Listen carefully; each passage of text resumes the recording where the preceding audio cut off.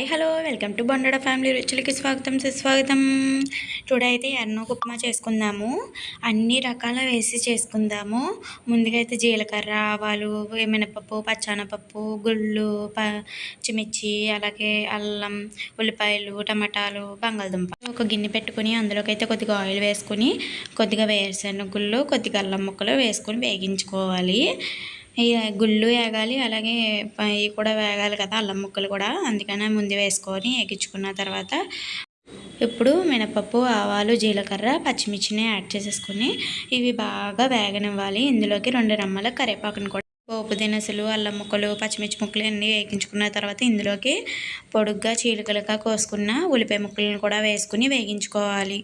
Medium size బంగాళదుంపని అయితే కోసుకొని ఇలా చిన్న ముక్కల కింద కోసుకొని ఇందులోకి అయితే వేసుకున్నాను. అలాగే ఒక టమాటా వేసుకుంటున్నానండి. ఇందులోకి బాగా మిక్స్ చేద్దాము.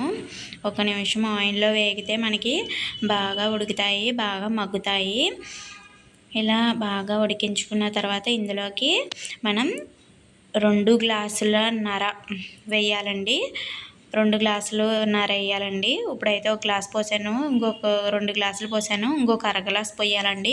2 గ్లాసులు వాటర్ పోయాలండి మనం ఇందులోకి.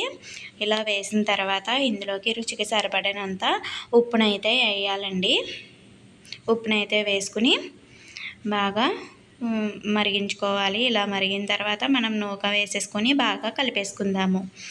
ఈ నూక ఇప్పుడైతే కన్సిస్టెన్సీ ఇలాగ ఉండగా ఇప్పుడైతే మనకి ఉప్పు అది సరిపోయిందో లేదో ఒక్కసారి చూసేసుకొని మూత పెట్టేసుకొని మనం బాగా దగ్గర పనిచ్చుకోవాలండి. ఇలాగ ఉంటుంది, ఈ విధంగా ఉంటుంది ఉప్మా అనేది.